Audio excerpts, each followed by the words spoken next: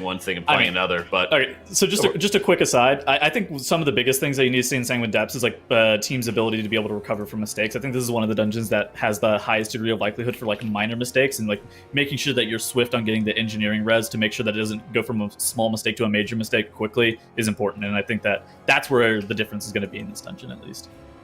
Okay. Yeah, we'll have to see what they've got in store. Sanguine Depths can be very cruel and unforgiving, but thankfully the affixes haven't been too painful either. We've got bursting and volcanic onto this one, so we're not going to have to worry about any sort of like Toll-de-Gore sanguine type of flashbacks here, Zyro. Oh yeah, I believe it was you yesterday who said flat Toll-de-Gore when we were talking about our weekly questions, and you know what? I don't disagree with you. It's a very cramped dungeon. Lots of small, dangerous packs. It reminds me a lot of Toll-de-Gore. And a lot of risk on a lot of these boss fights. A lot of heavy damage, movement in tight-knit areas. Let's see what both these teams have for us right now as game number 1 between Obey Alliance and Golden Guardians gets underway. Fortified, bursting, volcanic. Of course, next week's affixes on the live servers as well. These teams are going to be playing here in a preview of that week, where I expect that we'll be seeing a lot of high keys done on the live servers. So maybe if teams have players that do play on the live servers, they'll be ready for this affix combo here. It's still a tough dungeon, even with these slightly more favorable affixes, though. I mean, there's still a lot that can go wrong as we're about to get in here.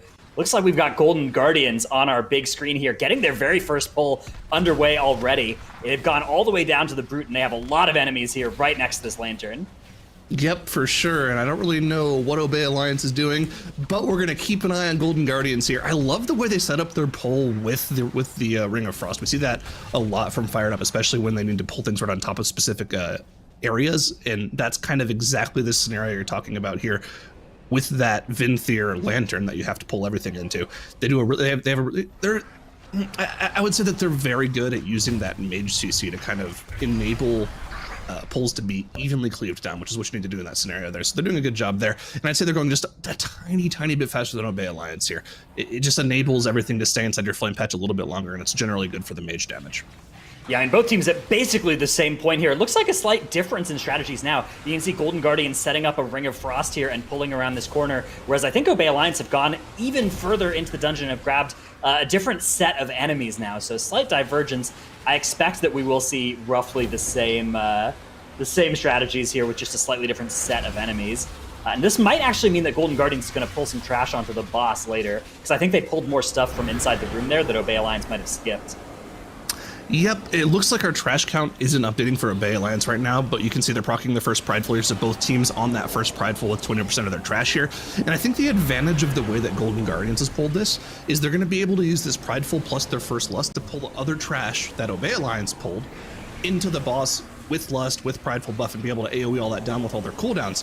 Whereas with the trash that Obey Alliance pulled, if it was the next trash pack they pulled in here to get the trash count, they wouldn't have that advantage here. It's roughly the same, except for Golden Guardians, I think, has an extra tick that they'll be able to grab with the boss, and maybe one more even than that. So it's going to be basically the same play here, but I expect Golden Guardians are going to profit to the tune of 1 or 2% here if they can execute this as cleanly. Both teams killing their prides right around the same time. Bloodlust getting popped here for Golden Guardians. And I expect it will be in, yep, there it is for Obey Alliance as well. So the two teams neck and neck. You can see everything grouped up for the Guardians and then quickly destroyed. This is going to be the Master Spell. Wow, Master Spell coming out from JB. That handles all of those bursting stacks beautifully. And the Juggernaut Rush is now being juggled around with the use of Shadow Melds to prevent it going off for a little while to buy them even a little bit more time on the boss. Yeah, did you see exactly what number Fired Up shot up to at the start there? Something like 140k DPS AoE burst there. The trash just getting absolutely melted. And I wonder what the major difference is here. I would have to assume that the PI was used on their DK for the side of Obey Alliance there to pair with the Army of the Dead as well as the other cooldowns, just to hope to get more single target damage in. But it definitely didn't pay off for them as the trash just completely melted for Golden Guardians. They were able to get all of their focus damage on afterwards. The boss was dead when Obey Alliance was up at like 25% on the boss here. So Golden Guardians, with their allocation of cooldowns on that pull, has just shot themselves ahead in the dungeon here. And they are already onto this next trash pack, but man, they are crushing this dungeon so far. Yeah, Fired Up, Fired Up, one of the best mages in the world. It is very good news whenever your team has fired up on it and Mage is a spec that you play in every dungeon. That is exactly the kind of circumstance you're looking for if you're competing in the MDI, and you can see exactly why just from those damage meters on the last pull, from the damage meters on this pull.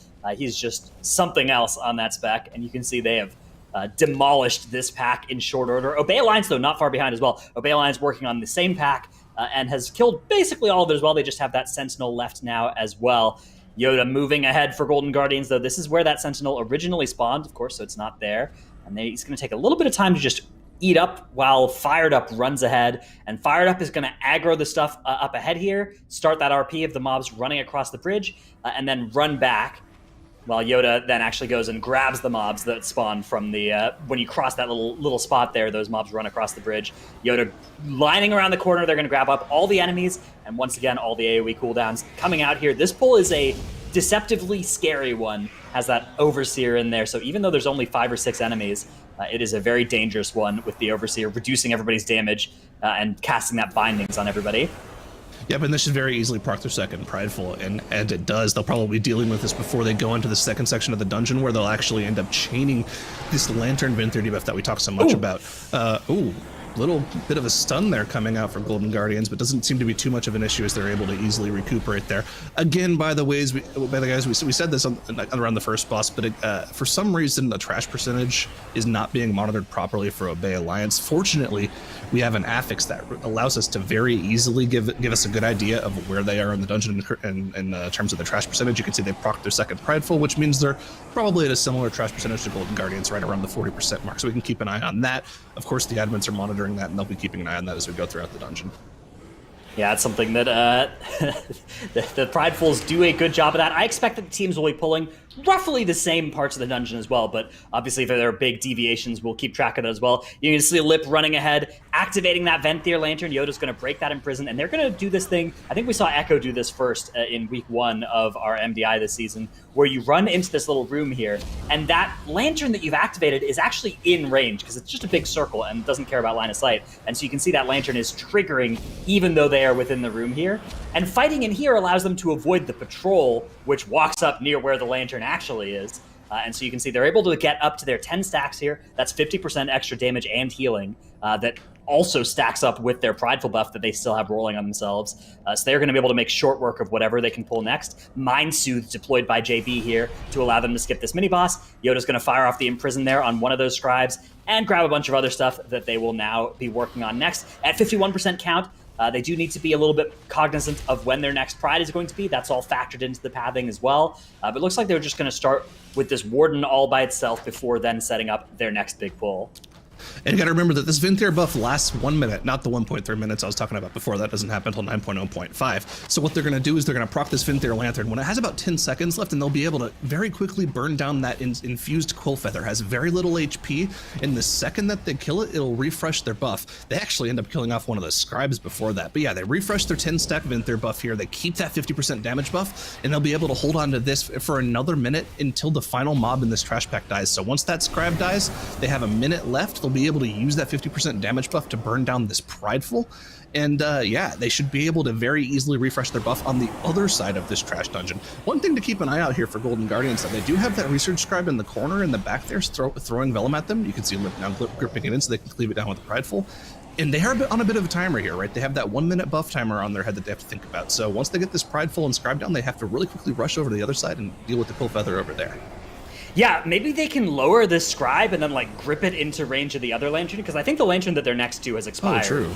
It is only available for 45 seconds, although that's also going up to a minute in patch 9.0.5, so some point in the near future. But yeah, you can see the Pride is going down, and let's see if they try and... No, they're not going to. So they're just going to finish off the Scribe and head over to the other side. Meanwhile, Obey Alliance have actually pulled a little bit ahead of where Golden Guardians are at this point. They've already made it now to their second Lantern of this donut area. Yoda getting there a couple seconds after where Obey Alliance are. So Obey Alliance have actually clawed back the time that Golden Guardians took from them on the first boss. And both teams now hoping to extend their buff. You can see Lip is going to activate that Lantern. They're going to be able to get the kill and land that buff. I believe that was an extension as well. So they're going to maintain the 50% really buff. That is extremely high value to be able to do that.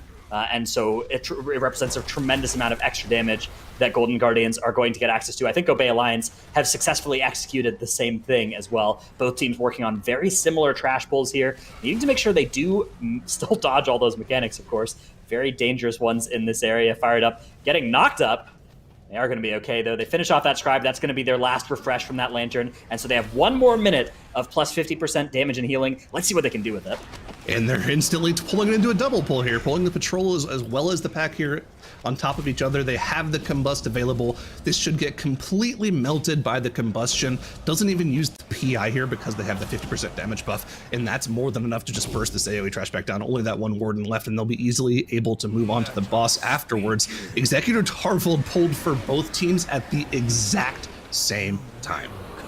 Yeah, this is such a close matchup here between these two teams. We think they're also right about the same trash count as well, with the exact same pulls ahead of them. So it's just going to be a question of who can deploy more damage and who can do the rest of the dungeon more cleanly. This boss is also a scary one. It's not tyrannical, so it's fortified. So that's good news. But still, this is one of the scarier bosses, even after receiving a couple nerfs in the entire expansion. You can see just a lot of damage going out on the group, especially when there are those overlaps between the castigation and the ads existing. They're doing a good job, though, of bursting down those ads rather quickly, dodging, of course, all the tornadoes as well. They do have some curse dispels, too, if they need to, but electing to, of course, dodge the damage where they can. The Ring of Peace also being deployed by Golden Guardians to keep there, making sure that those void zones don't zone them out of the space they want to be. It's actually an underrated part of MDI play, is making sure that like bosses are dying right where you want to be, and they're always in a position where you can do your movement on movement globals rather than doing it after stuff dies. And so they want to be actually in this area, because I think what they want to do is pull some trash right at the end of this boss or right after this boss. And there's some ghouls in one of the cages here. We've seen some teams actually fight the ghouls with the end of the boss, but actually that's not at all what the Golden Guardians are doing, and I'm entirely mistaken. Neither team. Yeah, neither team are going to be grabbing any of the mobs in the donut here, so they're going to be getting their next pride down in Grand Proctor Beryllia's ring. Let's see what happens here. So both teams taking a little bit of time here to potentially coordinate or wait for some patrol action. Looks like it's going to be everything pulled with the exception of one oppressor, which is currently paralyzed off to the side here for Golden Guardians. I assume something similar going on for Obey Alliance. Sigils of Silence followed by Sigil of Chains coming out as well as the Rite of Supremacy is being cast. Both teams need to make sure they gather enough orbs to protect themselves. The anti-magic zone going to further reduce the damage for Golden Guardians, and everybody's going to be just fine as they have dealt with all of those mobs and all of those bursting stacks, except for one. Okay, so that paralyzed mob is the 79% mob. When they pull that in, they will be spawning their pride. So the question is, when are they going to do that? Are they going to time it such that they spawn their pride right at the end of the boss and then they fire off their invis pots and run up to the rest of the dungeon? Maybe they could even chain that invis pot so they can run across the little bridge area using it as well. That seems like something that would maybe be a time save, but I don't know how feasible it is. Right, and we saw this strat, a very similar strat, I believe, coming out from Echo earlier in the tournament yesterday, where they went for this exact same strat. They CC'd the Oppressor off the side, they killed the boss, they cleaved the Oppressor down with the last 10% of the boss or so. But when they spawned the Prideful, they spawned it very close to the staircase, so if they were opting to try to choose to skip it, they weren't really able to. They were in range of it, and then they ended up AoEing it down with the next trash pack anyways. So I wonder if skipping it is actually going to be faster, but if you actually end up AoEing it down with the trash pack, it'll die when the trash pack dies, so you have the Prideful buff for the first phase of call, because what you end up doing is invising to call. You skip the second trash pack after this boss every single time. It just takes too long to deal with. So I wonder, whether or not dealing with that pride is the right play or not, and we'll see whether or not both these two teams are going to be opting to kill that pride or not, because they have both pulled the Oppressor into the boss, with the boss now reaching that 10% mark. They still do have the Endless Torment out, so there's a lot of movement having to go out, so they'll have to end up single targeting the Oppressor quite a bit afterwards. But man, these teams are just neck and neck right now. It's all going to come down to that call hallway, how they're able to deal with those multiple trash packs, and then once again there's going to be another Venthyr buff that they're going to have to deal with there. Something like half a second in the lead are the Golden Guardians at this point, although their Oppressor might have slightly more health. So really, the two teams, actually the Oppressor dying first here for Obey Alliance, it looks like they are spawning that Pride behind them, and they are bringing it with them, and so are the Guardians who spawn that a little bit further up. The Ring of Frost coming out as well, and just like Echo did, looks like these two teams have the exact same plan as each other, and of Echo yesterday, where they're going to grab all these mobs all at once and also kill them with the Pride. And I mean, these teams are so evenly matched. Yep, shout out to the admins getting that trash percentage back on the board for us, so we have a more up-to-date information. We don't have to think about it anymore. The bosses are still, of course, incorrect. We know that Obey Alliance has killed 3 bosses, not 1. There we are, up to 3. Beautiful. We are back to neck and neck with all the information on the board. Both teams at 85% trash, both teams at 3 bosses killed. We know they'll be skipping this. Looks like the tank is pulling it for both teams so that everyone can get out of range and shadow meld more easily. And they're going to be moving on to General Call's hallway here, where a lot can go wrong. All of those bears spawning can do a lot of damage to your tanks. Those bleeds are still nasty, even though they've been nerfed. Yeah, also there are some bursting stacks that they're going to have to deal with here when all the cadets die. They do have access to a Mass Dispel. Both teams, of course, through the use of that priest, will be able to mitigate some amount of bursting stacks with that. But if the cadets don't all die at the same time, that could end up being a little bit of a problem for them. This is a pretty damage-intensive hallway, and it's a very mana-intensive hallway. These players aren't going to be dropping combat now for the next several minutes, and it's a lot of healing that needs to get done in this area, so pay careful attention to the blue mana bars underneath both healers' health bars, because that is going to be a huge point of pressure for both teams here. As you can see, they're both working on Call. Once she reaches 90%, she's going to move up to the next trash segment here, and that will be the next point where we'll have a direct comparison of how the timer is looking here between these two teams. They both handled all the trash. There she goes untargetable at 90% here. For the Golden Guardians, about 5 seconds ahead now of where Obey Alliance are. I think on the virtue of actually getting their trash skips done a little bit faster with a little bit less of a pause to set them up in both cases. And they are now moving on to the second of 3 portions of this gauntlet. This one also features a Venthyr Lantern. Yoda is, though, under a lot of pressure. He's barely going to be able to survive here. He does still have access to his Last Resort, so he's not actually in that much danger of dying, but Last Resort is very useful later in this area. There go a bunch of bursting stacks once again,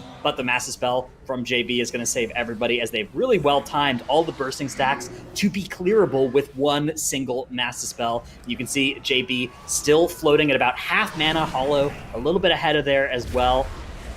This is such a scary moment, and these teams are so close to each other. And they get that final refresh with the Gargants. They might even get another refresh off these final 2 here. We'll actually have to see if they're able to cleave them down before that Venthyr Lantern runs out. The timer should be pretty low there. One final refresh coming in, so they do have a perfect 1 minute 10 stack buff of that Venthyr here. But while they're sitting here, Obey Alliance has catapulted themselves ahead here, actually dealt with a 90 to 80% transition of General Call faster than Golden Guardians. Golden Guardians actually focused down one of those Gargants because they wanted to extend their buff there. And that meant that they weren't dealing as much damage to General Call, but it means that they're going to have a little bit more uptime available, though, on their damage buff. Okay, here we go. Here comes the last little bit, and they have their combustion. They have all of this trash all at once, and combustion is not available for Obey Alliance. So they're going to be just melting all of this stuff, in addition to that 50% damage and healing done increase. You can see Fired Up just demolishing everything here. Everything except for General Call dead already. Mass Dispel used to mitigate almost all of those bursting stacks. And, I mean, General Call is almost 70%. There she is, 70%. She's going to move on to the end of the dungeon. And Golden Guardians have slingshotted ahead. Hollow goes down, though, for Obey Alliance. That's 5 seconds and a battle res that's going to cost them. That is a huge, huge difference between these two teams that had, up to this point, been so close to each other. Man, Golden Guardians has been on fire today, playing these dungeons about as perfectly as you can. 0 deaths again in Sanguine Depths, which is no small task. They are playing insanely well now. Obey Alliance is still within striking distance, though. If anything goes wrong on General Call in this final phase here, as we've seen it go wrong for many other teams before, Echo included, they're still close enough together that anything could go wrong here and any team could win. Golden Guardians here is going to proc their final prideful once both of these Huntmasters go down. Question is, are they going to be cleaving it down with the boss, or are they going to be dealing with it solo, or just invising it off altogether? Let's see. Yeah, there's benefits and drawbacks to all 3 of those plans. It looks like they are going to start fighting this Pride.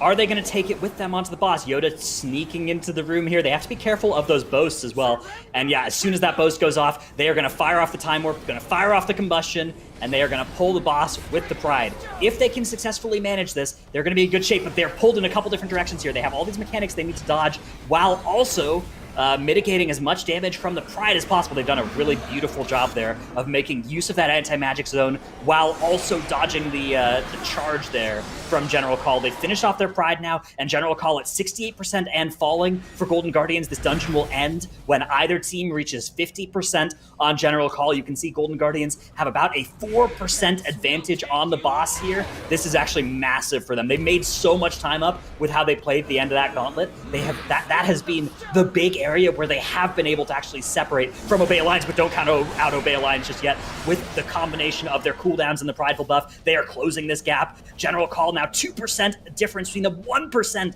now separating these teams on the boss's HP, plus the 5-second death differential. It's going to come down to a single target damage output. The combustion is back up for fired up here. You're going to see Golden Guardians catapulting into the lead here, and I don't think Shape is going to get another combust off. That's still on cooldown for another 40 seconds. So Golden Guardians has secured themselves that 2% boss advantage lead, and I think with the 5-second death timer, they should be able to take this home. But just look how close it is, man. These teams are within 1 to 1.5% of each other. Yeah, this next rush comes out. They need to make sure they're dodging this, but at this point it can be so tempting to just stay and tunnel boss as much as you can. 52% now on General Call's HP for Golden Guardians. 52% also for Obey Alliance, but Obey Alliance has to kill it right now because of those 5 seconds. They're not going to do it. Golden Guardians are going to take this game 1-0 up in the series now against Obey Alliance. Wow, Sanguine Depths here with some very clean runs by both of these teams, but Golden Guardians just squeezing past Obey Alliance on that Sanguine Depths. Extremely well played. And the amount of extra control that, we've been talking up in the past here, Tettles. A lot of the dungeon, whether it's Fortified, Tyrannical, whichever, there's still so much pressure under the group to be able to perform these pulls, the challenge of Sanguine Depths. So extremely well played by both of them. I mean, if you would have told me that there was 1 death differential and like 10 seconds that separated both of these two teams going into the dungeon, I would have told you that I did not believe you. Like, really? both of the teams look incredibly good there and pulled off a lot of the important things that make Sanguine Depths like an MDI style dungeon with the lantern refreshes, the stuff in the Call Gauntlet where they focused on that last Gargant to get that last second refresh on the buff where it was questioned is that damage that's allocated into that Gargant worth it? But then you saw that lantern buff come back to fruition later on whenever it would slingshot them into the lead at the final moment of the dungeon where they like Dratnos and Ironic said they needed it the most, and that was a matter of 10 seconds that separated between the two teams, which that was a really good run by both sides. No question. And, Sanguine Depths is generally one of the very hard dungeons that we've had to go through, especially because they need to be able to maximize that buff. So really extremely well played. And I think this bodes very well for Golden Guardians in particular, Dratnos, because we've been looking at how they've been playing this entire weekend, and they've been playing at the level that we're a lot more used to historically. I mean, that game owned. Both teams really came to play in this series, and I cannot wait to see what they have in store for us in the other side and potentially in Spires of Ascension. That is going to be our next map, though. Tyrannical Inspiring Storming in the other side. This is going to be a slugfest as well. No question. And we've seen a lot of the teams as well going on to the left side to go into Ardenweald very early on as well, Dratnos. You expect more of the same for this matchup? I think so, yeah. I think we've seen both of these teams using that left side approach in the past. It was really perplexed that stuck with the right side even till last weekend. And even this weekend, they have been going left as well. So I think that's going to be the plan. Head on over to Ardenweald, get 60% of your count done there, and then just speed run the Mechagon and Hakar Wings, and then do a bunch of trash with Muezala at the end. That's going to be the fulcrum of the dungeon, though. It's going to be the Muezala encounter and how well they're able to execute all of those quick pulls in the Ardenweald area, and whether they can cleanly do the skips and the few trash pulls they do in the Mechagon area. Yeah, we've just seen almost full skips, or in some cases we saw some half skips as well, Zyra, where they've skipped past some of the for example, the was it the Arf, the mechanical dog and everything like that early on into it, or maybe that's from old Mechagon. But anyway, they skip through that, and then they start actually pulling through the lubricators and everything. We saw some 3 lubricator pulls coming up previously. Yeah, it's kind of nutty. So what we saw from our runs yesterday is what teams opted to do, or I believe what PME opted to do, if I remember properly. That's right. Was they skipped all of the drill bits on their way into the Mechagon wing. they did this disgusting triple lubricator pull on top of the slimes to proc their third prideful, and then on their way back, they ended up AoEing down both Arf Arf and one of the drill bits, which is a completely mental pull. You wouldn't ever do that on live, but they were able to pull it off. I might be misremembering which team actually did that, but that is what we saw yesterday, and the team that ended up doing that won. Actually, I think it was Perplexed. Sorry, excuse me. So yeah, it's a pretty nasty wing of the dungeon for the trash that you have to deal with, but if you are able to deal with it, it's pretty rewarding for your overall time investment. Yeah, I think we've really been seeing a very large step up in general as to how aggressive some of these teams can be, Tails. We were just talking about Theater of Pain, and we saw Golden Guardians just obliterating the Construct wing, and, you know, so I was just saying it, Perplexed, absolutely innovating when it comes to Mechagon. It just seems like the teams are getting more and more comfortable taking on additional danger here. Yeah, and I mean, there's a lot that you can do in DOS that separates the teams. And I think one of the biggest things, too, is like the last boss, how you're going to pull the trash into the last boss. What are you going to do with that 80% pride / 100% pride? Like, where is that going to come into play?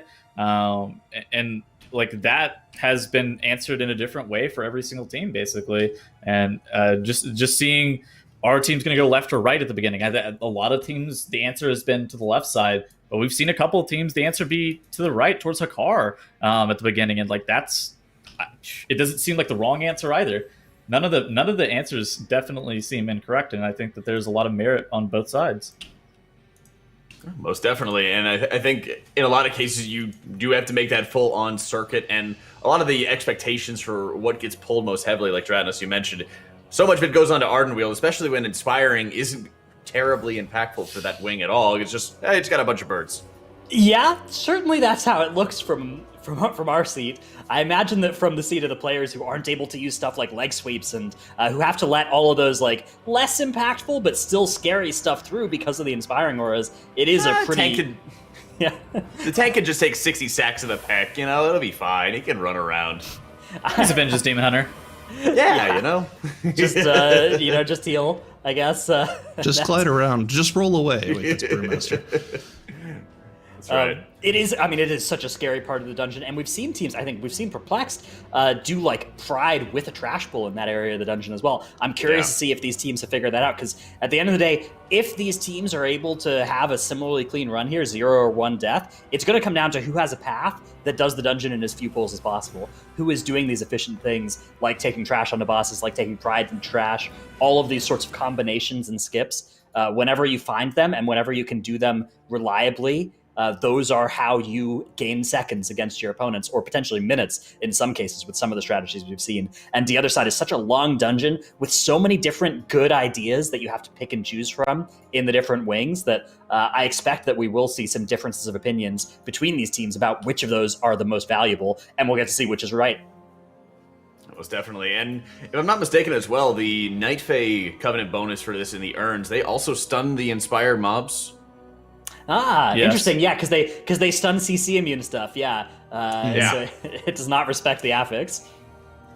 That's right. So it's even a little bit easier to be able to counter it in some of these different wings that they have to worry about here. But we're doing our run through of the other side. We're having Golden Guardians up 1 right now versus Obey Alliance. Loser is going to be facing elimination.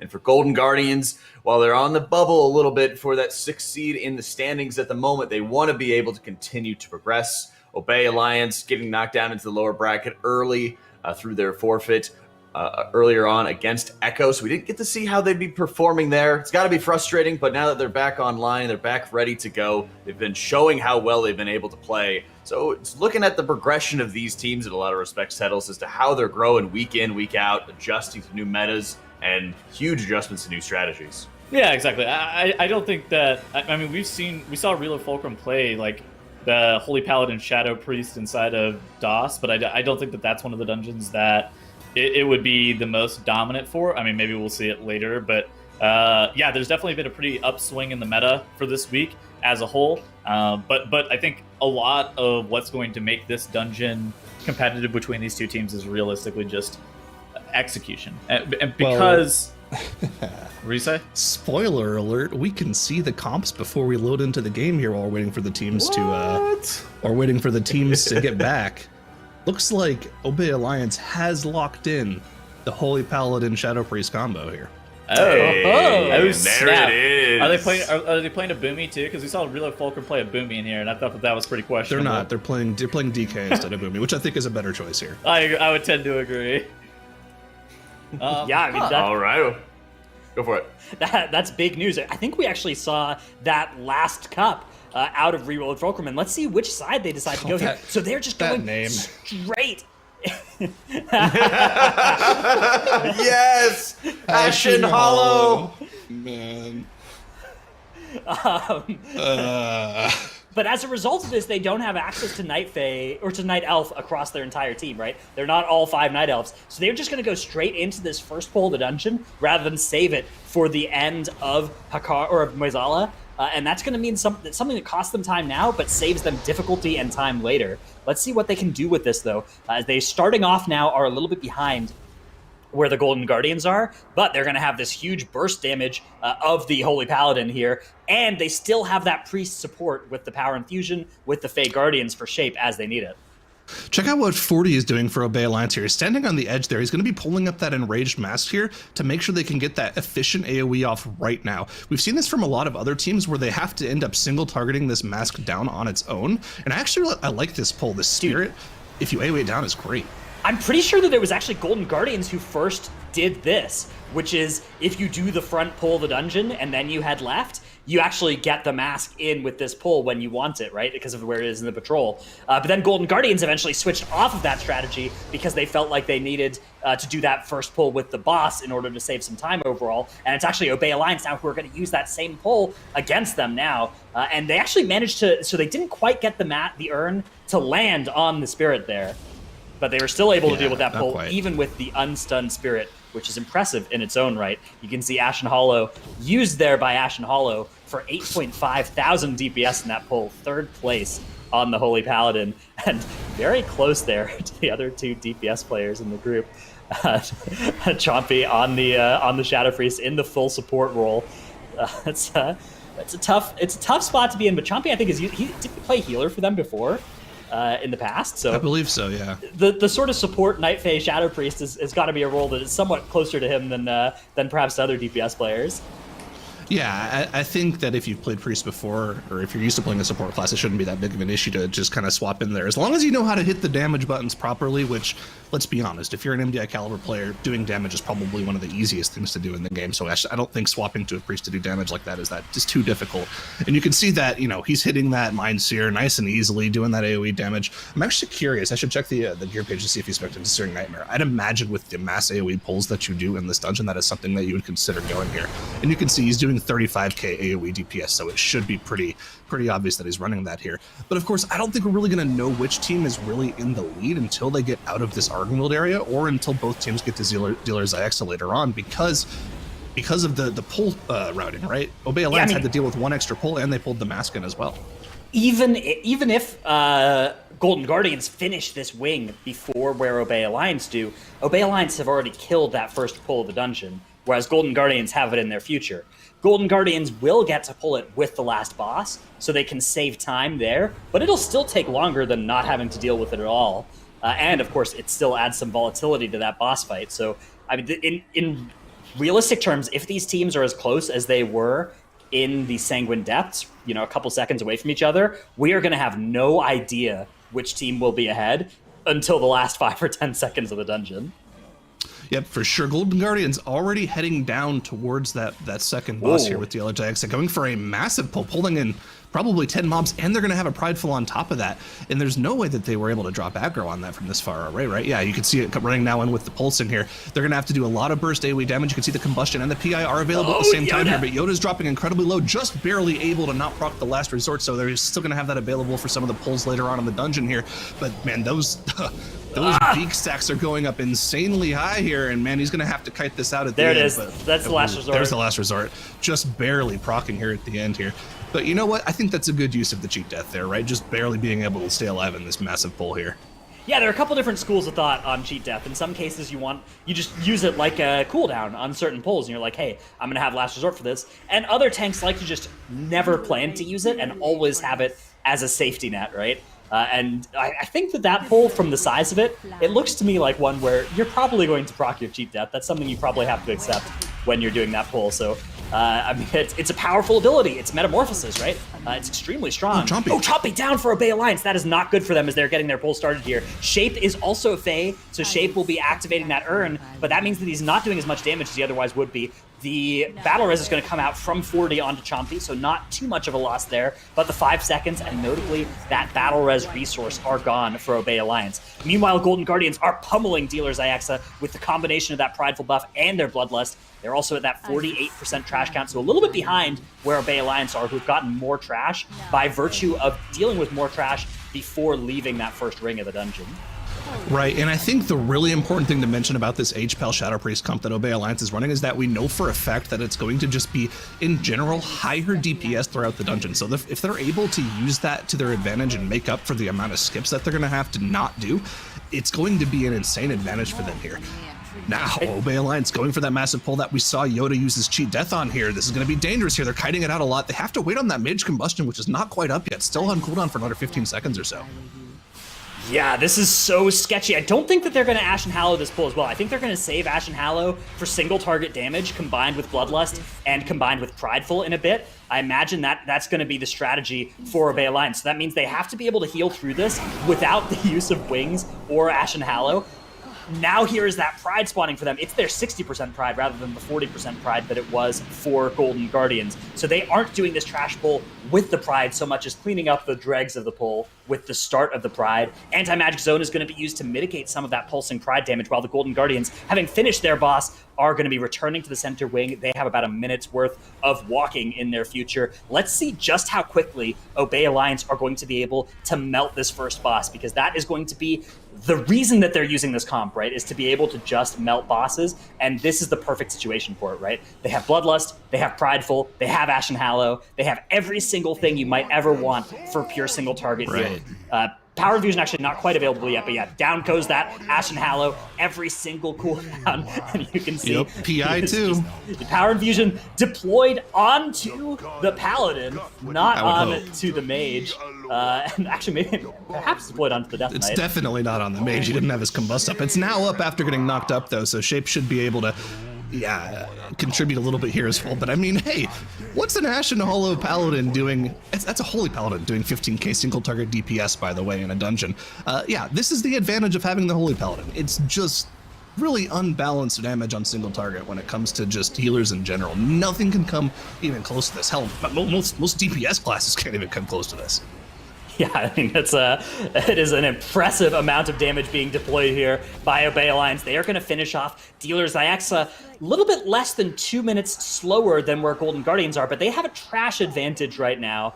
Golden Guardians have just finished off this pull of the 5-pack at the bottom of the stairs here, plus that mask that Obey Alliance has already killed. So in terms of what trash Obey Alliance has killed that Golden Guardians hasn't, it is the first pack of the dungeon, right? Whereas Golden Guardians have killed that 5-pack at the bottom of the stairs. I think Obey Alliance might have grabbed a little bit more trash total in the Ardenweald area as well.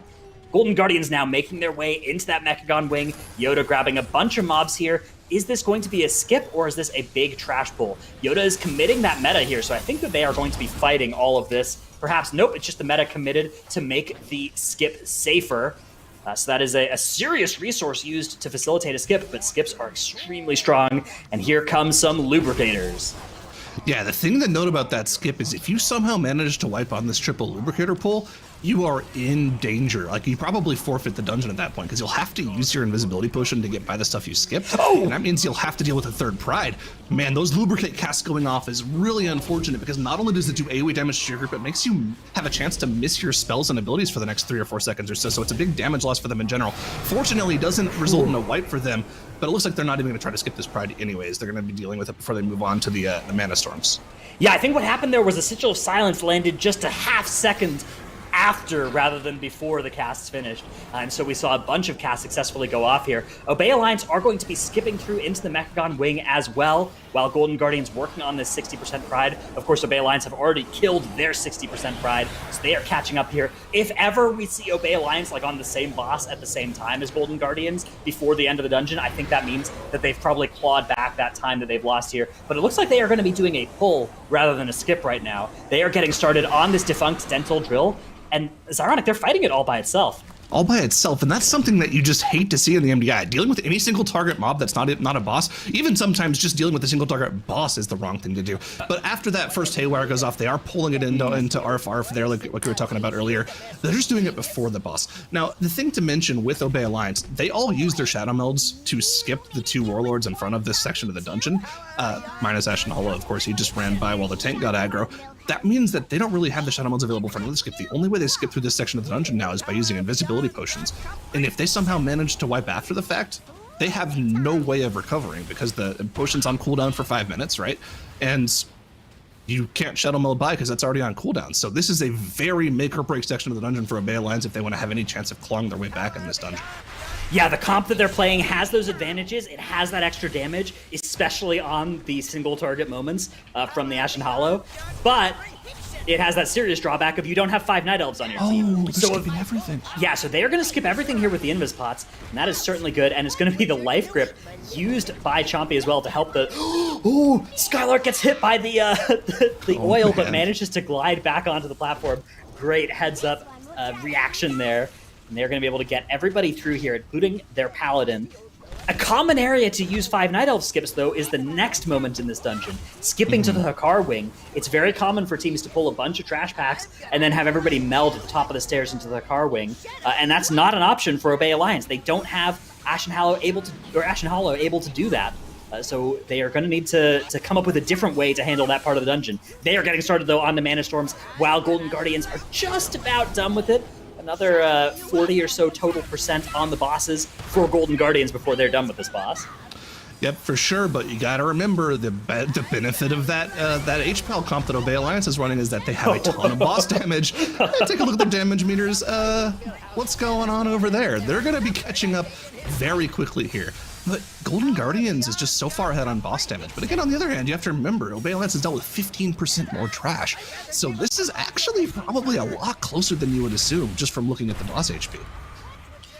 Yeah, I mean, this is extremely close game so far. I could not tell you who is ahead at this point. And also, you gotta remember that the next Bloodlust that Obey Alliance has, potentially on Hakar, if they can deploy more single target damage there's kind of exponential rewards as a result of that in terms of how much time you save. If you can skip a Blood Barrier cast, I mean, that is huge if you can do that. That saves you so much extra damage that you need to do to the boss. So, I mean, Obey Alliance, I think I really love the idea that they've come into this dungeon with and the optimization they've done. But the question mark for me is going to be how they'll handle their next skip. As you can see, Golden Guardians, like you said, they skipped all this trash earlier. They need to kill it now. So they're going to grab all of this trash that Obey Alliance has already killed. And once they kill this, they'll be at about the same count position as Obey Alliance. Yeah, this will get them up to something like, I believe, in the low 70s or so, and then they'll have to deal with a little bit of extra trash in the Hakar Wing than Obey Alliance did. But, I mean, this is just them dealing with the trash that Obey Alliance, the first pull that Obey Alliance did at the start of the dungeon, right? This is what we were talking about that we saw from Perplexed earlier yesterday, where they dealt with this particular trash pack after Mana Storms. It looks like Golden Guardians, in their prep for this dungeon, saw Perplexed run yesterday. They're like, you know what, we can adapt our strategy just a little bit to fit that build because we like the way they run the dungeon, and we'll do that too. So, Good execution here from Golden Guardians so far. Again, a 0-death dungeon so far from them. These guys are playing literally lights out today. Yeah, look at this boss split difference, though. You can see Obey Alliance, even though they've done roughly the same number of pulls in their boss 2 split as Golden Guardians, have actually gained some time on the Guardians here. Boss 2 split of 5 minute 45 versus 6 minutes and 12 seconds, but they still need to claw back all of the time that they lost at the start of the dungeon by killing some extra trash near the start. You can see Golden Guardians now, they are starting their Shadow Meld run. This is not going to be an option for Obey Alliance, but Obey Alliance are basically in the same spot in the dungeon as well.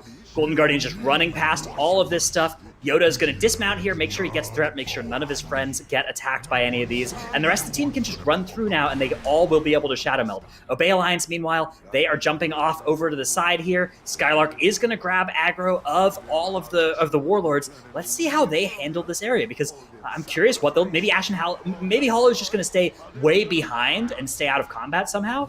Skylark not needing to dismount as well, just staying in the front of the group is going to be enough. And you can see their 4 Night Elves are here, and Hollow is just going to jump off. So Hollow is going to die, and once they cross this threshold, that's going to update their graveyard, such that when Hollow releases, he'll be up here. As soon as they go through this little portal, that's the moment that updates your checkpoint, right? And so now Hollow can release. They're going to do another U-turn. Yep. and they're actually going to kill this trash pack at the bottom of the stairs right now. They are not going to do this with Muezala later. They want to kill this now, and my suspicion is that the reason they want to do this is so that they can delay for their Ashen Hallow to come back on Hakar. Well, that and as well, he released down there as well. I'm not sure if he was in combat with him when he released down there. It might have been really close. They might have been able to just skip this, but I don't actually know because we didn't have a good POV of it when it happened. But that being said, they have to deal with their fourth Prideful down here, which means they aren't going to have it available for Hakar. That being said, they have a Holy Paladin, so it's not like they're really hurting for the extra damage for Hakar, but it just means they'll be that much slower on Hakar because they don't have that 30% damage buff. Might they get their 100% Pride for Hakar, or do you think that they're going to try to skip that? No, you're right, they might. They for sure might, because they actually have to deal with everything in the Hakar wing, right? They can't just skip past anything, because they don't have a Shadow Meld on Ashen Hollow, so yeah, they might just end up killing the entire Hakar wing, proccing their 100% Pride, using that on Hakar, and then they'll just be able to run straight back through to Muezala. Yeah, on the other hand, they could like mind soothe some stuff and then kill it on the way true. out. I don't know. There's a lot of ways that this is compelling, but at the end of the day, you're also going to be killing a Pride that Golden Guardians don't have to kill, right? Golden Guardians will skip their 100% Pride by spawning it right as Muezala dies or a little bit after. Obey Alliance here are going to be using their mind suits to skip these first few, sneaking on through, using the Door of Shadows as well, and they're going to be grabbing a big trash bowl, and I wonder what amount of enemies we're going to have here. Well, if you remember, they already dealt with that very first trash pack at the start of the dungeon, so this should get them very close to, if not all the way to 100%. Be very interesting to see that. But over on the side of Golden Guardians, they have engaged Hakar the Soul Flare. The second Bloodlust has popped for them with the Prideful buff here, and the damage is coming out. Unfortunately, the PI wasn't available at the start of the pull, so they don't have quite the burst single target damage you'd expect to see from the DK there, but he is keeping up with the Fire Mage Combust burst, and with Hakar already down below 40%, the only thing to look at for them is to make sure that they were able to beat the second Bloodberry, so I have to keep an eye on that for them. But check out Obey Alliance. The final Prideful is spawned. It was exactly 100% trash. Oh my goodness, I have no idea who's going to win here because Golden Guardians have this boss dead probably before Obey Alliance even kills it, but Obey Alliance are going to have all this extra damage and they don't have to deal with the trash pulls before and after Muezala that Golden Guardians does. Now, Golden Guardians, of course, can pull them both with Muezala and save a lot of time, but that is sketchy, and their comp is a little bit lower damage, in theory, than that incredible Holy Paladin pump. The Blood Barrier at 5%, that is not the time you want to see the Blood Barrier, and that's going to add a lot of time here to Golden Guardians. You can see they have to finish off the damage. They were able to get through it, but I imagine that was something they were planning to skip. So Hakar dies for the Guardians just as it gets pulled for the Alliance. There they go, the Bloodlust and all of the cooldowns, the Ashen Hallow coming out, and I don't think they're going to get another Ashen Hallow. I think this is the last Ashen Hallow of the dungeon. So here it is. Yeah, less than 4 minutes until this thing is over. So this is their last big moment of huge Paladin damage. You can see competing with a combusting mage and surpassing him. Oh my goodness. And that's even without PI. The PI wasn't off cooldown. Imagine how much more damage he'd be doing if he had the PI too. He's still holding at 20k DPS, and they're more than 30 seconds into this boss. This is just the strength. They're extending their cooldowns. They're slamming those hammers. They're doing so much damage. It's utterly ridiculous what they can pull off. And then once again, look at the boss splits. The boss 3 split for Obey Alliance. Again, 25 seconds, and they just didn't get a blood barrier at all. Is that real? I didn't see a single blood barrier go off. That or they popped the shield instantly. How is this even possible? I don't even know. I don't even know I've ever seen that before, even in like a Mythic Plus 0 key, but somehow Obey Alliance are able to deploy just so much damage, but Golden Guardians are already on Muezala. They've pulled their trash onto Muezala. They have gotten started with this boss ahead of schedule relative to Obey Alliance, and Obey Alliance have a 10-second tax that's going to come due at the end of this dungeon as well as a result of their 2 deaths, 1 unplanned and 1 planned. They are going to be getting started on the boss here, and they don't have any trash to deal with either at the start or the end of the boss. They do have more damage theoretically, even without Ashen Hallow, than the Golden Guardians, I think, and they will have a wings from their Paladin, but they won't have Ashen Hallow for the rest of this dungeon. It's just going to be the pure regular Paladin damage, which is still impressive, but it's not that much more than Discipline Priest. I mean, it is. It's still more, but it's I mean, it's going to be close here. We can see Moisala 98% for Golden Guardians as reality gets shattered. All 5 team members heads to their own platforms, fired up, has that sketchy platform with the spirit on it as well. So you can see he's carefully managing his position so that he doesn't pull it as it patrols near him. He's going to fire off that Rune of Power and just hug the edge here. Does need to tank some of those purple swirlies because, of course, that is better than the alternative. And, oh, this is so sketchy. Fired up at like 10 health here, 12% HP, does kill that. And wow, the blink off and blinks back on, or maybe that was alter times back, and able to use that totem. Incredible work by Fired Up here. That was so scary. The patrol was in such a dangerous spot, but he's able to get his task accomplished. They are able to get all 4 of their platforms done, but here comes the trash with the boss for the Golden Guardians. And this is all going to come down to how efficiently they're going to be able to deal with this AoE while they have this haste buff. Again, they're going to have like 200% haste while they're dealing with it, so it's good, but there's no combustion available. That's the major damage cooldown here.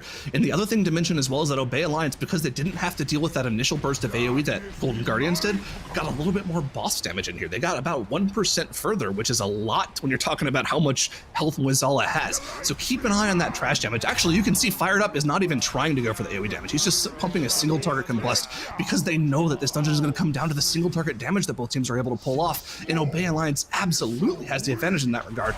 Got to keep an eye on what Ashen Hall is going to be able to do here without that Ashen Hall because the wings is off cooldown and they're going to be doing damage. I'm not sure. There's no way it's back up. It's still on cooldown for another minute, I'm pretty sure.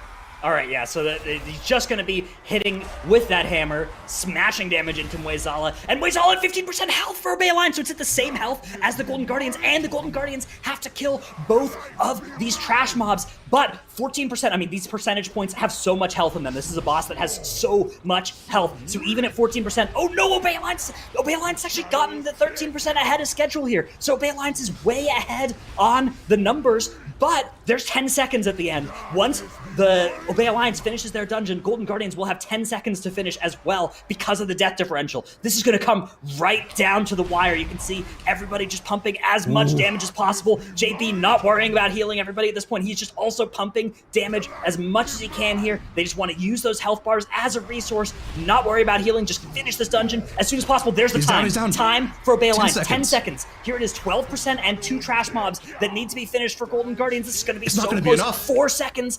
Moisala at 11%, and there's the timer. That is the end of the game. Obey Alliance takes the win. Wow, that was so close. I gotta see the numbers there.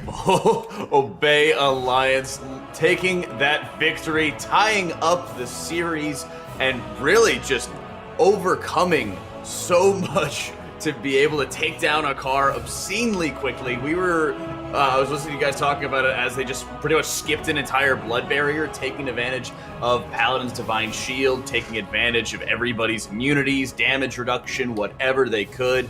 That blood barrier just building up its shield based off of the damage dealt. So they did such a fantastic job of being able to immunity through that. And Tedos, wow.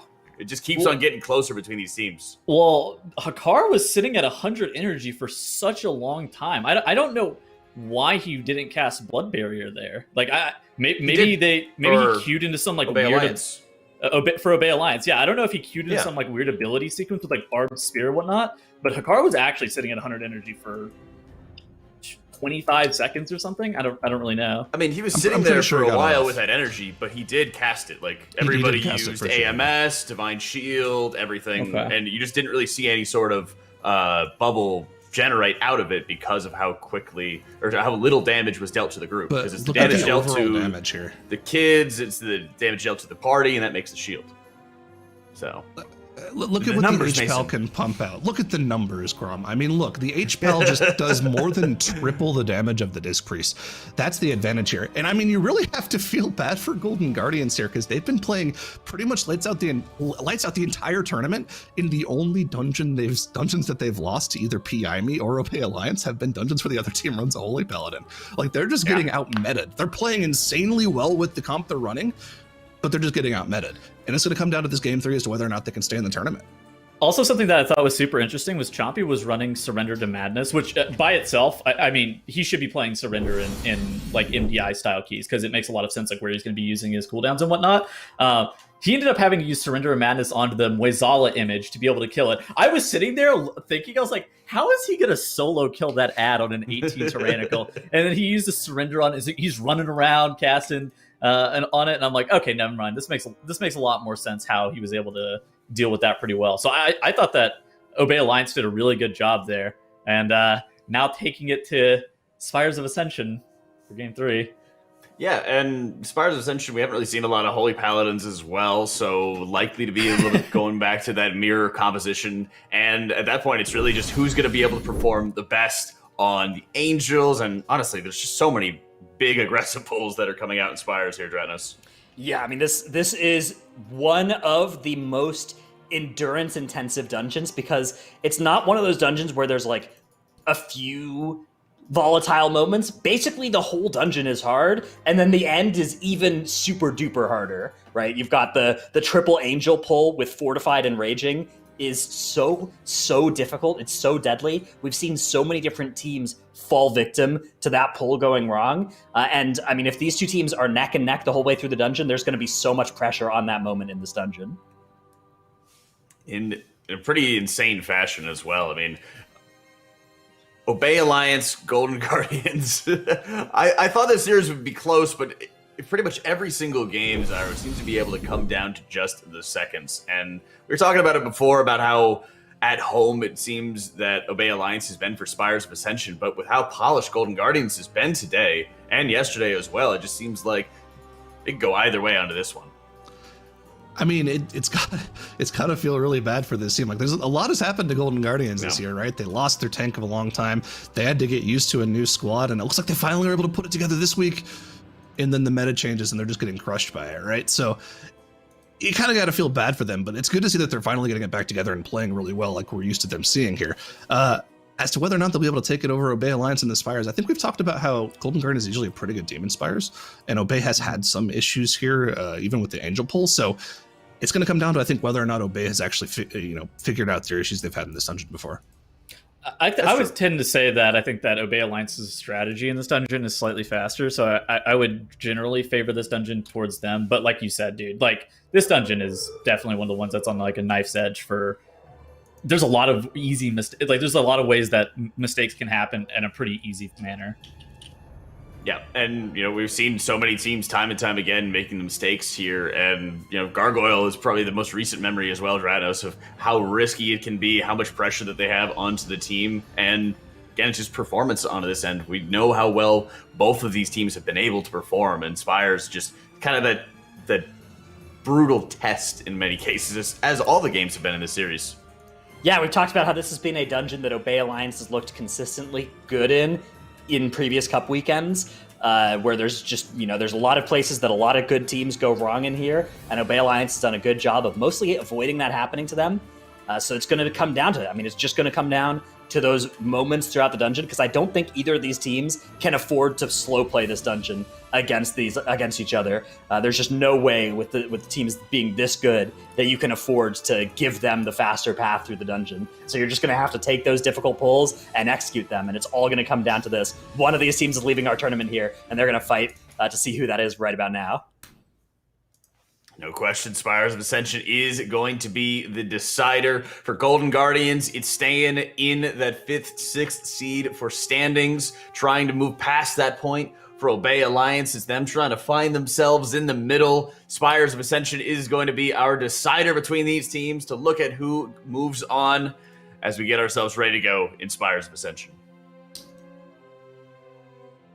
All right. I mean, this dungeon really pulls no punches, right? You start right off the bat with this massive pull of 11 mobs with like 3 things that need to be kicked. And it really kind of just reminds me of that old Legion-esque playstyle, right? Where you have to AoE burst everything down before you run out of your AoE CC.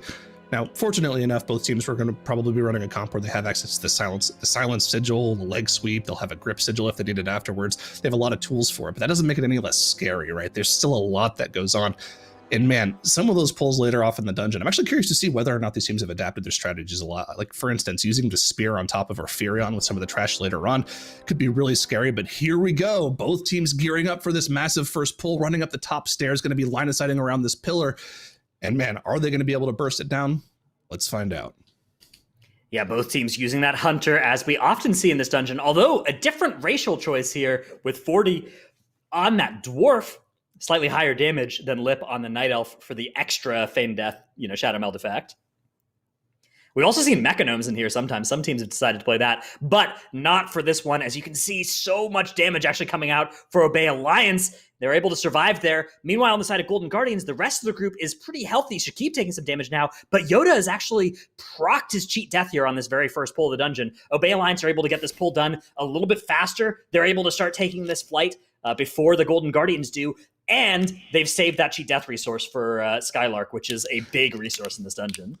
Yeah, already off the bat here, more cooldowns used for Golden Guardians here, in addition to it being probably about 5 to 10 seconds slower for them. Already starting off on the wrong foot here, and not having that last resort for the next 8 minutes is really scary. These trash packs after the first boss are non-stop, banger after banger, lots of tank damage coming in. Have to keep an eye on that. Not having that cheat death available is going to be really scary for Yoda. Yeah, that is not the situation you want to be in, nor does he have the Splintered Heart of Alar, that cheat death trinket that drops off of Sun King's Salvation from the raid. Skylark does have that, so Skylark has 2 cheat deaths to Yoda's 0 from here. That is a huge problem potentially. Oh, but Skylark's cheat death is going to be fired off right now as well. So neither tank with that last resort. As you can see, you can just watch these health bars and see people going from 100 to 20. That is a result of that brutal combination of raging and fortified. That's not something we get on the live servers, and there's a good reason for it. It is so lethal, and people can die right out of nowhere when those 2 affixes are together. But we have it here in the MDI, and you can see just how brutal it is on these players. Yeah, I think too often as casters, we tend to gloss over some of the affixes playing a part in these dungeons, right? Enraging Spires on Fortified is actually just kind of disgusting. There's a reason you never see Raging and Fortified go together on live ever, because it's something that is assumed to just not be something that's viable at all. Raging Fortified mobs sometimes just have abilities that'll tend to one-shot your tank. That's why you see the last resort just being instantly used for pretty much both tanks here. It's just so scary to deal with as a team. That being said, Obey Alliance has dealt with this first section of the dungeon much quicker. They've already killed their Pride, and they even got a bunch of free boss damage cleaving by pulling that Pride on top of the 2 bosses, giving them some nice efficient 3-target cleave for that Hunter to get their trick shots up. Yeah, you can see they're going to fire off those Fey Guardians and the power infusion on Shape here. Actually, not on Shape, perhaps, because Shape has not been doing that much damage on this pull compared to Chompy and 40, although maybe they just never drop combat. So maybe our details meter here is just the entire... Actually, no, it says 46 seconds. So yeah, not sure exactly where the damage is coming from here. Has Obey used their Lust? It says no, it's they off, have not. hasn't been used. Okay. Did they forget saving it for next no, time? because I think that there's a big pull on the right-hand side that is lustable, and that the lust can save you some time or potentially let you double pull with, whereas Golden Guardians have just fired off their lust on this first pull. I think it's only a 2 lust dungeon, no matter how you slice it, so it's a question of, you actually have quite a wide range in which you can use that first lust. You just need to use it by somewhere in the 9-minute mark, and they will be able to do that. So they are heading on over to the right now, and I think what's going to happen is, so we'll see all 6 of the Larians in this area and a Dark Praetor pulled at once. This isn't going to be the lust. It'll be on the very next platform that we see their lust. But looking at this time, Golden Guardians have committed that lust and are at basically the same spot in the dungeon, whereas Obey Alliance still have that lust available. I would say the advantage has to be on Obey Alliance's side right now. If that is their strategy to use the lust on that section of the dungeon, then it's definitely an insane strategy, because it's very difficult, right? If you opt to pull everything at the same time, with the trash count they're going to have here being somewhere in the mid-30s after all this is dead, they're going to proc their Prideful in the middle of that pull. So having that lust there as an extra buffer, especially with your tank's cheat death on cooldown, it's going to be really useful for them. You don't want to be having to channel your engineering battle res in order to res your tank if you can't live through that pull. So if this pull is as dangerous as we think it is, and it is. There's a lot of interrupts to go off here. The lust being here is going to be a very big buffer for them. That being said, if Golden Guardians is able to pull it off without the Bloodlust, I might actually want to give the advantage to them here.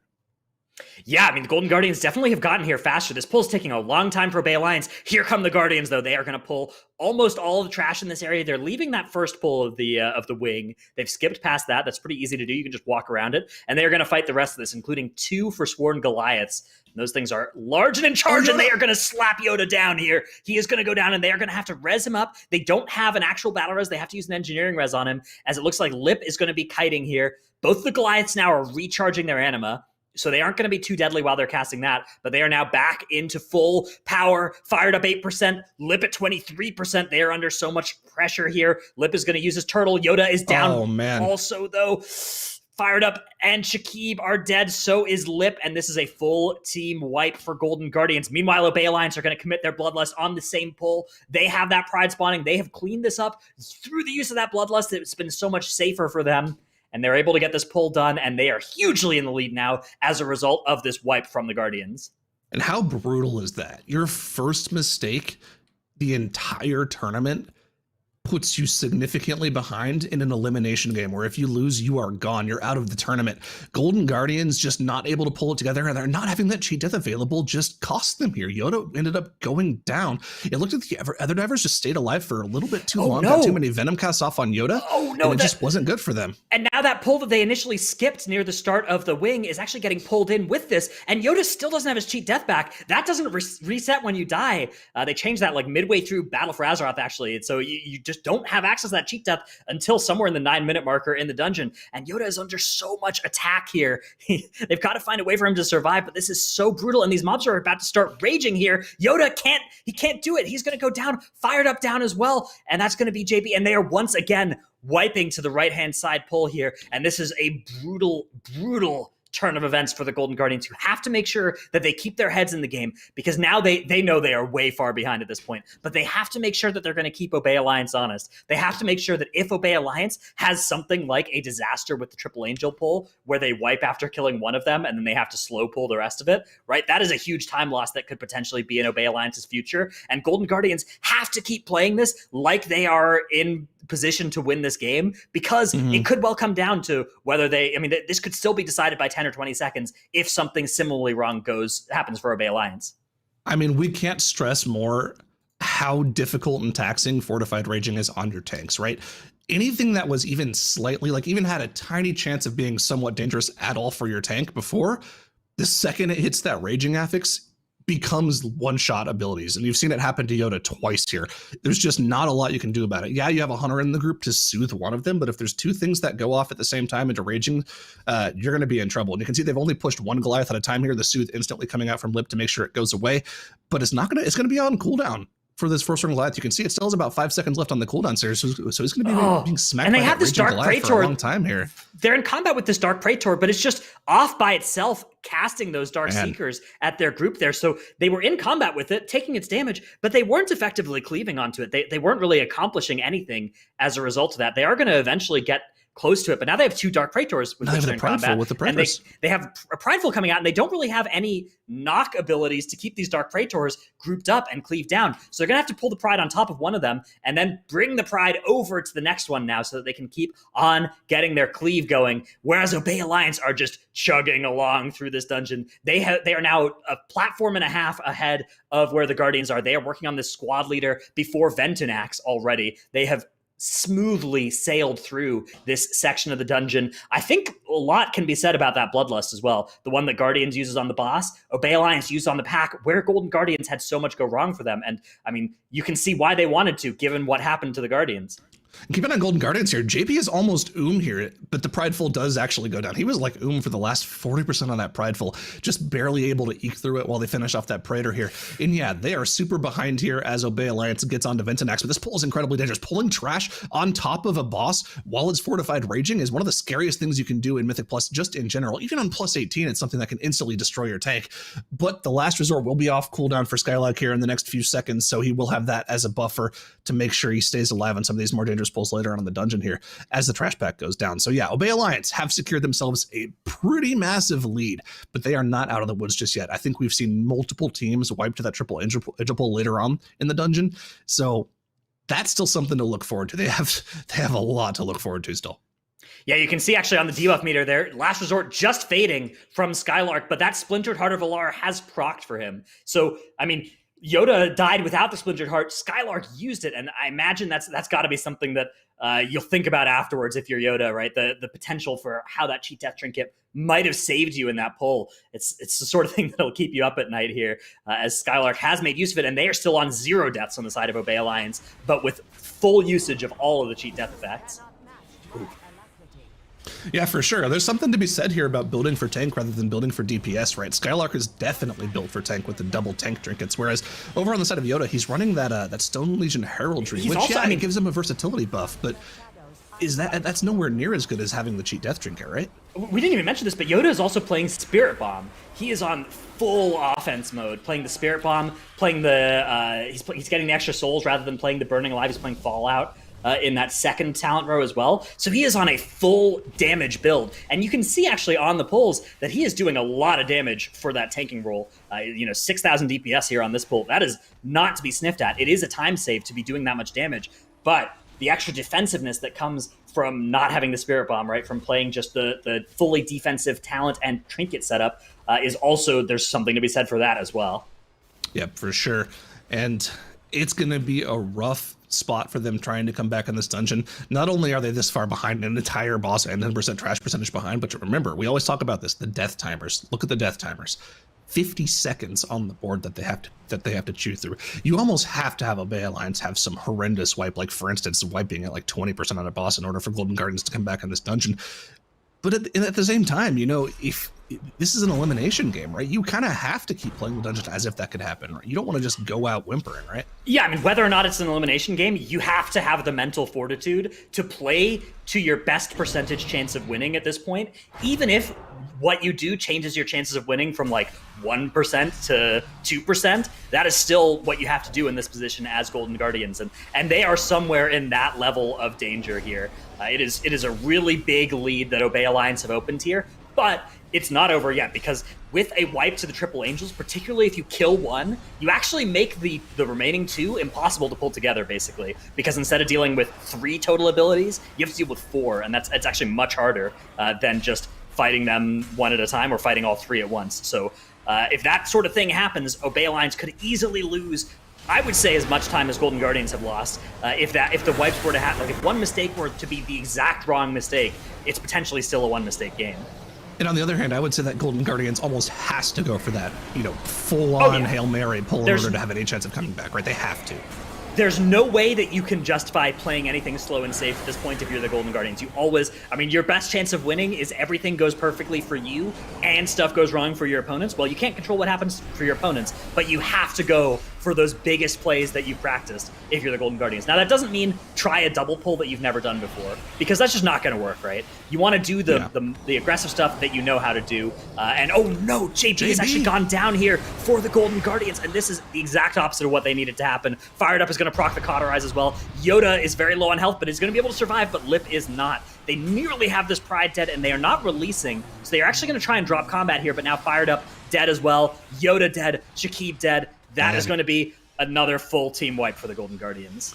That's just really unfortunate for them. They're just having more and more issues as Obey Alliance just trucks further on the dungeon. And I would say with them dealing with that 4th Prideful here before Ophirion, it means that they're almost certainly going to be dealing with only 1 or 2 of the angels at first and then dealing with a final angel by itself.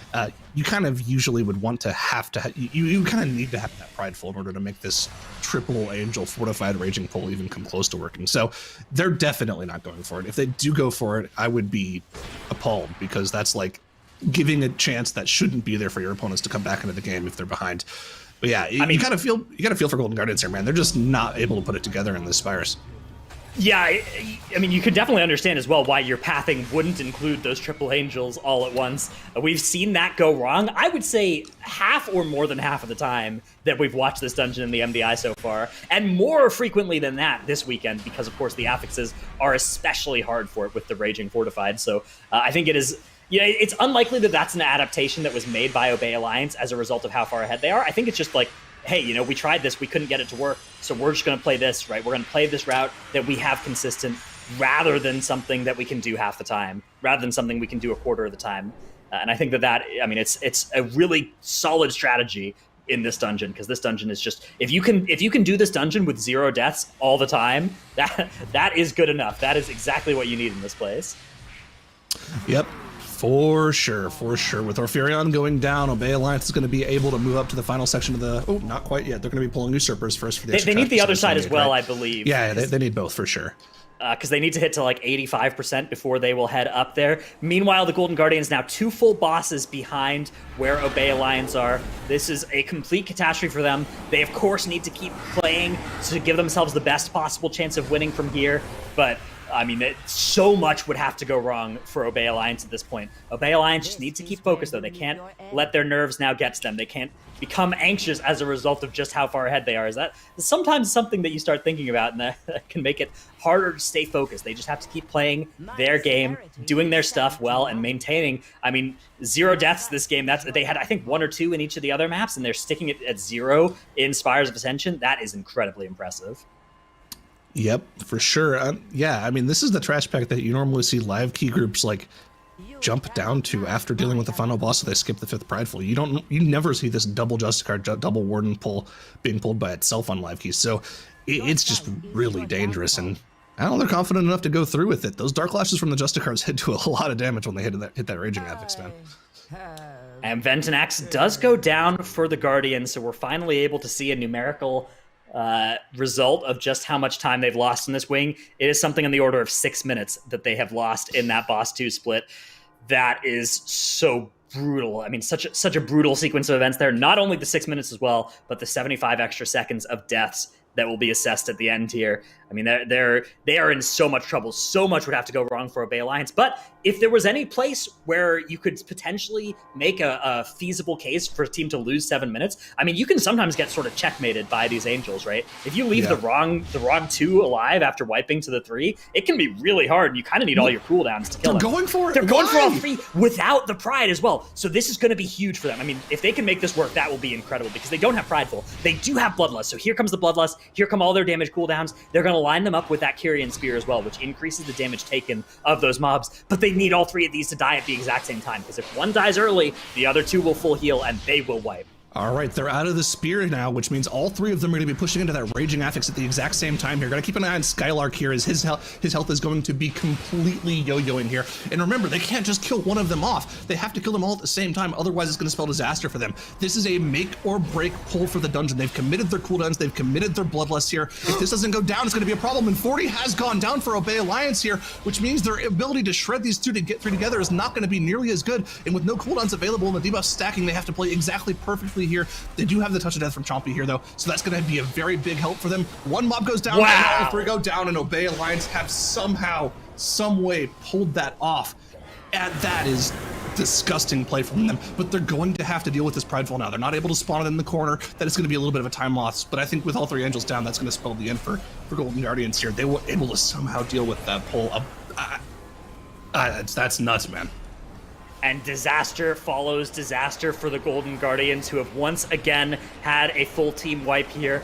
Every member going down on this pole at the top of the stairs, leading to Orphirion. And this is just a cascading sequence of problems for them. And this is a common way for things to go wrong, right? In an MDI setting, you have all these pulls that are so heavily predicated on what came before them, on having certain cooldowns available, on reaching certain places at certain times. And so if those earlier things start to fall, it's kind of like a Jenga tower, right? Once those bottom bricks start to come out, the entire thing just topples down on top of it, because none of the pulls have any wiggle room built into them. Because if they did, you would take that wiggle room out to make them faster. And that is what we're seeing happen here to the Golden Guardians, where once the first thing went wrong, the entire rest of the dungeon run has just been brutally difficult for them.